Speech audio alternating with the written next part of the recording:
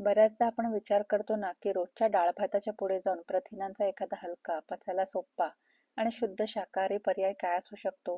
तर आपल्याच एका गोड प्रेक्षकाने कमेंट करून आग्रहाने विचारलं होतं, "ताई घरी अस्सल इंडोनेशियन सोय टेम्पे बनवायचं आहे, ते दाखवा." खरं सांगू, टेम्पे नाव ऐकलं की वाटतं खूप अवघड असेल.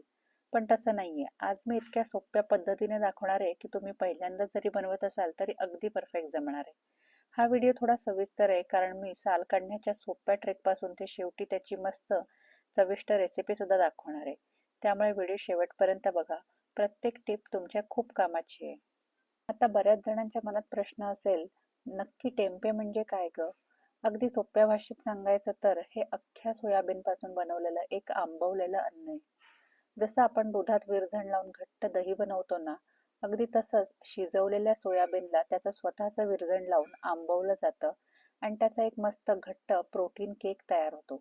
या विरझणात रायझोपस नावाची एक चांगली उपयोगी बुरशी असते, जी या सोयाबीनला एकत्र बांधून ठेवते.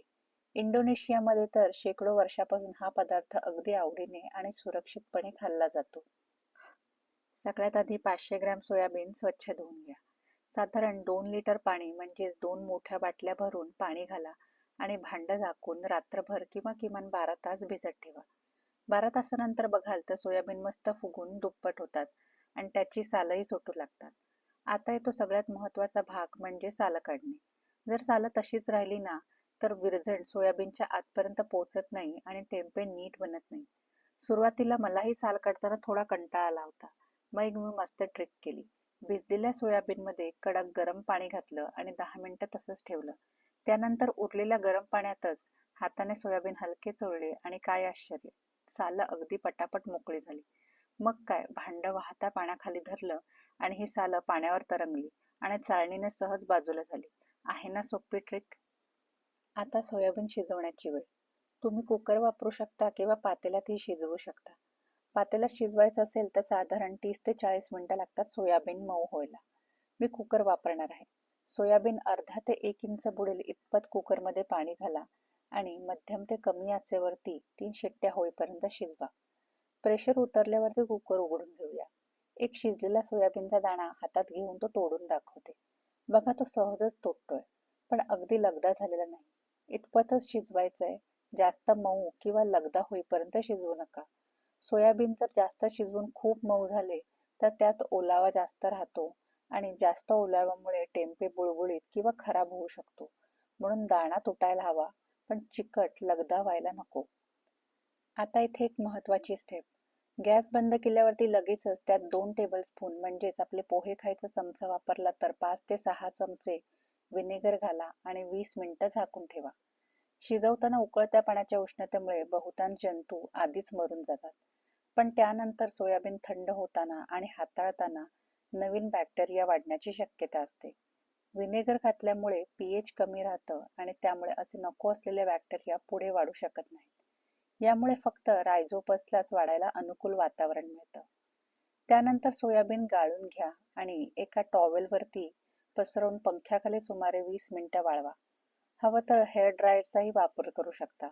सोयाबीनवरचा ओलावा पूर्ण गेला आहे ना, हे नक्की तपासा. ओलावा हे टेम्पे बिघडण्यासाठी सगळ्यात मोठं कारण आहे. जर सोयाबीन नीट वाळले नाहीत तर आंबवताना ते बुळबुळीत होण्याची शक्यता असते. त्यामुळे ही स्टेप घाईत आटपू नका. आता येते या रेसिपीची मुख्य पायरी, विरजण लावणं. मी ते झो प्रोबायोटिक्स कंपनीचं स्टार्टर कल्चर वापरलंय, म्हणजेच विरझण वापरले. या एका पाकिटात 500 ग्रॅम सोयाबीनसाठी पुरेल इतकं कल्चर असतं. किंमत साधारण 100 रुपये प्रति पॅकेट. पहिल्यांदा बनवताना असं शुद्ध लॅब टेस्टेड कल्चर वापरलेलं कधीही चांगलं, म्हणजे निकाल खात्रीशीर मिळतो. हे पावडर विरजण सोयाबीनवरती पसरवा आणि कमीत कमी 3 ते 5 मिनिटं अगदी मनापासून एकत्र करा. प्रत्येक दाण्याला विरजण लागलं पाहिजे, नाहीतर टेम्पे ठिकठिकाणी सुट्टा राहील. पारंपरिक इंडोनेशियन पद्धतीत केळीच्या पानांवर नैसर्गिकरित्या असलेल्या रायझोपस बीजाणूंचा वापर होतो. पण घरी सहज आणि खात्रीशीर टेम्पे बनवण्यासाठी आपण याच बुरशीचं शुद्ध प्रयोगशाळेत तपासलेलं झो कंपनीचं स्टार्टर कल्चर वापरलंय. पहिल्यांदा टेम्पे बनवण्यासाठी असं तयार स्टार्टर कल्चर विकत घ्यावं लागतं. पण एकदा तुम्ही चांगला घट्ट टेम्पे यशस्वीरित्या बनवलात की पुढच्या वेळी त्यातलाच थोडा भाग स्टार्टर म्हणून वापरता येतो. अगदी आपण दह्यासाठी विरजण वापरतो तसं.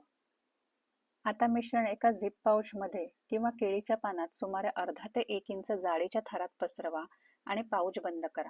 टूथपिक किंवा सेफ्टी पिनने त्यावर दोन्ही बाजूंनी काही छिद्र पाडा. रायझोपोस बुरशीला वाढण्यासाठी हवा लागते, म्हणून छिद्र गरजेची आहेत. 1 इंचाची जाडी ठेवण्याचं कारण म्हणजे थर जर जास्त जाड असेल तर आतमध्ये हवा नीट पोहोचत नाही आणि आतून उष्णताही जास्त तयार होते.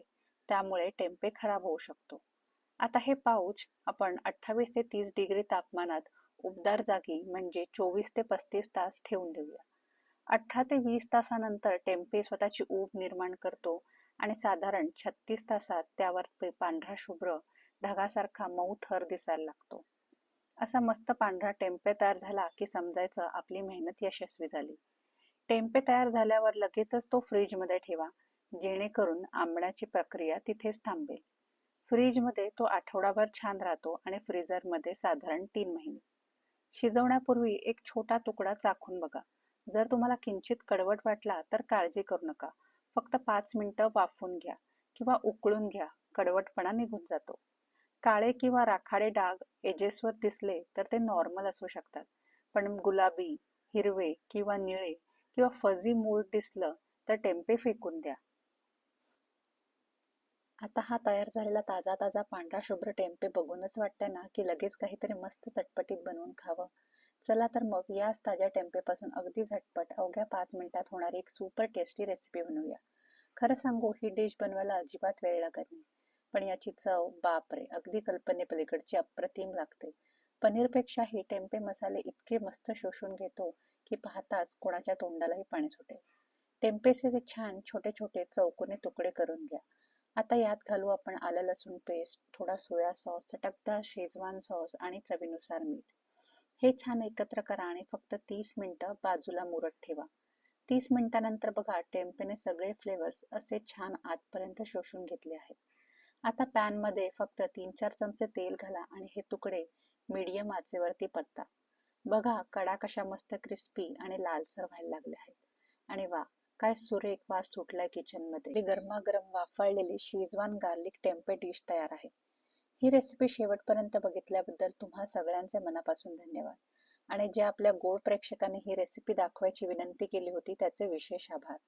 तुमच्यामुळेच आज हा सुंदर व्हिडिओ आपल्या चॅनलवरती आला. तरी सुद्धा ही रेसिपी घरी नक्की ट्राय करा आणि तुमचा टेम्पे कसा झाला त्याचा फोटो कमेंट्समध्ये किंवा इंस्टाग्रामवरती नक्की शेअर करा. मला बघायला खूप आवडेल. व्हिडिओ आवडला असेल तर लाईक करा, शीतल्स भोजनमला सबस्क्राईब करा आणि पुढच्या वेळी कुठली हेल्दी रेसिपी बघायला आवडेल ते कमेंट करून नक्की सांगा. चला तर मग खात रहा, स्वस्त रहा आणि पुन्हा भेटूया नवीन एका रेसिपीसह. तोपर्यंत लोभ असावा.